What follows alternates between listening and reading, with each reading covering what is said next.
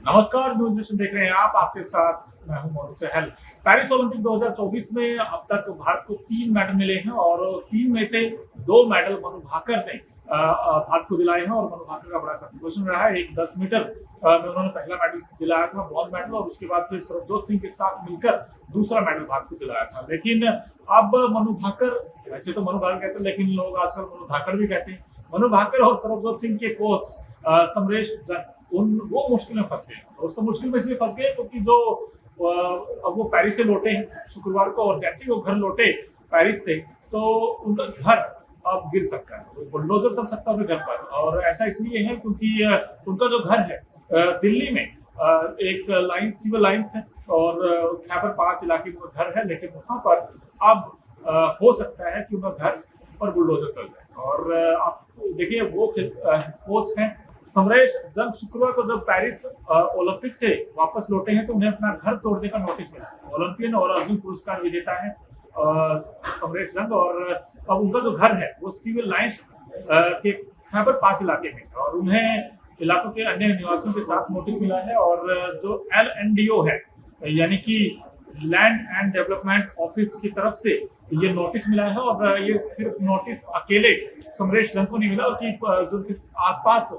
में जो लोग रहते हैं उनको भी नोटिस मिला है, और उनको अब वहां से जगह खाली करने का नोटिस मिला है। हालांकि 2 जुलाई को मिला था और अब फिर मिला है। अब ऐसे में जो टेंशन में आ गए हैं कोच मनु भाकर और सरबजोत सिंह के कि अब उनका घर का क्या होगा।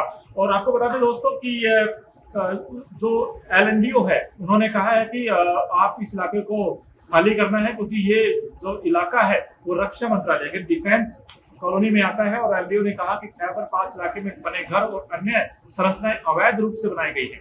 वैसे आपको बता दें कि समरेश जंग ने जब मीडिया से बात की तो उन्होंने कहा कि यह उनकी योजना में है और मुझे इसके बारे में कोई जानकारी नहीं। उन्होंने पूरी कॉलोनी को अवैध घोषित कर दिया है।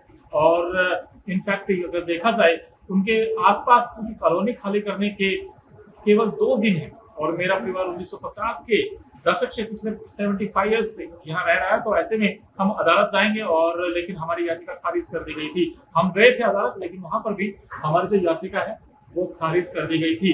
और केवल 2 दिन में घर खाली करने की कठिनाइयों के बारे में उन्होंने विस्तार से बताते हुए उन्होंने बताया कि इतने कम समय में हम सब ऐसा कैसे कर सकते हैं, यह असंभव है। उन्होंने कहा, आप डिमोलिशन ड्राइव चलाना चाहते हैं, लेकिन इसे उचित तरीके से चलाया जाना चाहिए और लोगों को समय दिया जाना चाहिए। अब उन्होंने कहा कि सिर्फ 1 दिन में कैसे हो पाएगा। और वैसे देखा जाए तो कोई व्यक्ति सिर्फ 1 दिन में अपना घर कैसे खाली कर सकता है। समरेश जंग ने 2006 में, आपको बता दें, मेलबर्न राष्ट्रमंडल खेलों में भारत का रिप्रेजेंट किया था और 5 गोल्ड और 1 रजत और 1 कांस्य पदक जीता था।